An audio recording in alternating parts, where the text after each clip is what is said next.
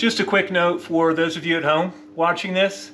If you don't know what you're doing, don't get into this. Don't mess with the carbs.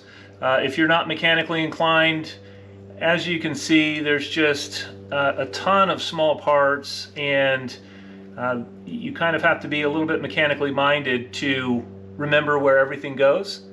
And you know, if you're not, then you can just end up with a very expensive mess, because if you take it apart and then have to take it to somebody else to put it back together, it's really difficult for them. So just something to think about.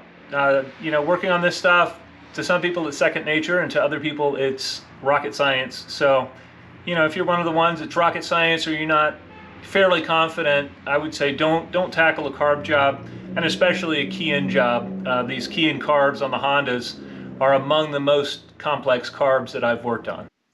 Okay, the carburetors are on the bench, and I'm going to start pulling them apart and seeing what needs to be cleaned and what needs to be replaced.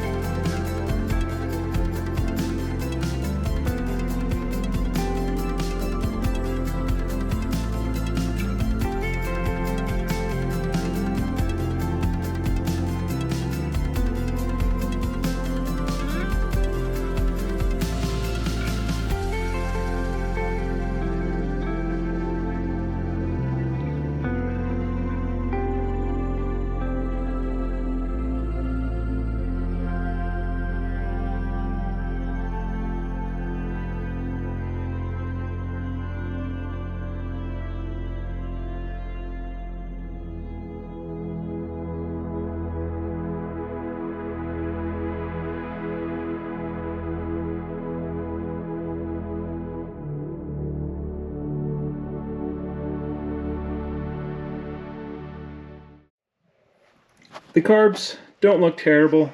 They have some pretty smelly old gas in them, and it's a good thing I didn't run the bike. It would not have done well.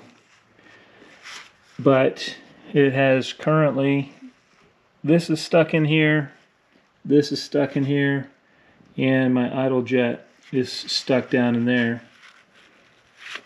So all of those things need to be addressed. I've got some carbon choke cleaner, soaking these guys here and here and here. This is the second day that I'm actually working on the 1979 CB750K project. And as you can see, I have these lovely Keihin carbs almost all the way apart. I have taken off the tops, and I have taken out everything from underneath here.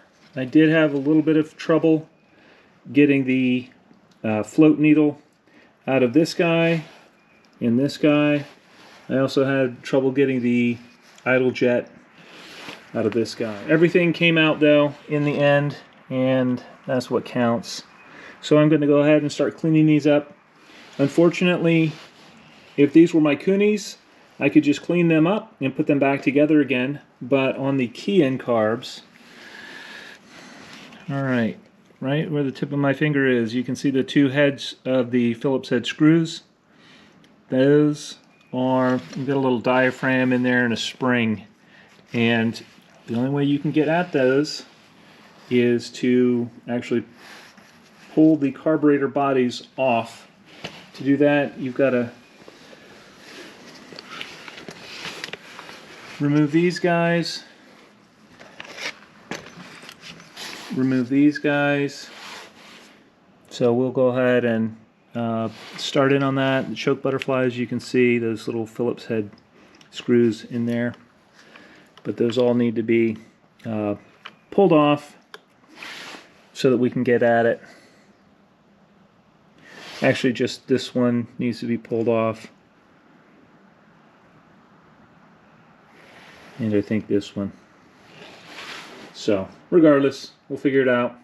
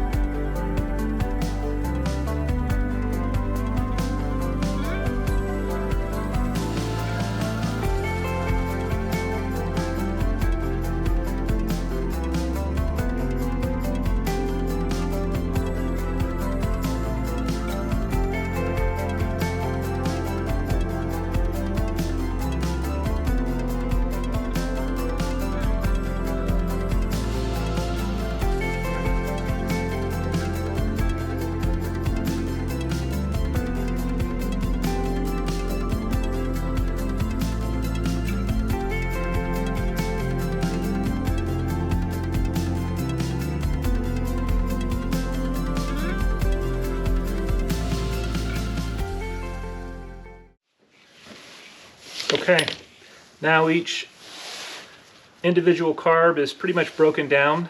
so that I can take this and go ahead and use some cleaner, get everything cleaned up, clean out all my passages, make sure everything is functioning as it should. You can look, these aren't terrible. I've certainly seen worse, but you can see there's some varnish in here, and they smell like varnish. It's just a matter now of cleaning these. I have put all of the jets that I removed from the carburetors, I have put those in the parts cleaner for now.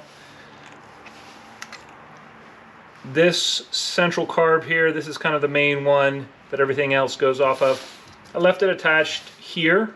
There was no reason to remove that, and then it also just makes it easier when I go to put everything back together. But I'll keep on cleaning, keep on with the process here. I have ordered a new set of gaskets, and the main reason is on all of these crossover pipes that are between your carbs, they have these rubber gaskets on the end, and I don't know if you can see in the video there, but these things are dry and cracked. I'm sure they're original. Also, the little fuel pipe here that goes across, and the little rubber gaskets on here. We're going to replace all of that with new. So, like I say, I have those on order. Those should be here in a couple of days. And once I have the parts, I will hopefully have everything clean by then, and I can just continue to finish up this job, get these all put back together and put back on the bike.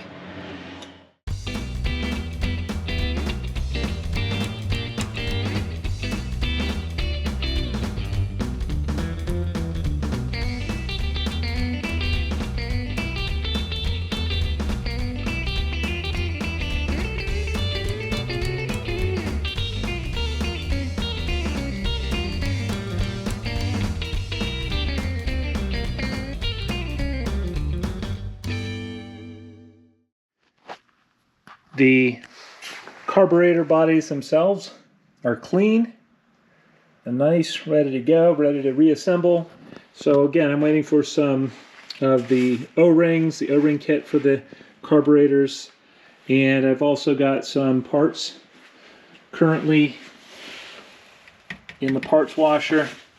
So once that's done, probably by tomorrow, I will go ahead and pull all the jets and everything and clean them up, get them ready to go, reassemble what I can without the O-rings, and then once the O-rings come, I'll button up the carbs and she'll be ready on that front. I still need to empty the gas tank. I still need to go over a lot of the systems on the bike before I'm ready to start it up. But we are making progress on the 1979 Honda CB750K. We are back at the workbench with the carburetors from the 1979 CB750 Custom. And the only parts that I am waiting for my pilot jets here. The bike comes with number 68 pilot jets, and I am going up to number 70s. So I've ordered those, I'm waiting to put those in. And I'm also waiting for one of my little float needles here. Anyways, this float needle got boogered up because it was shellacked into the brass tube here. So, in removing it, I ruined it, and I have another one on order. As soon as those come in, I can finish assembling them.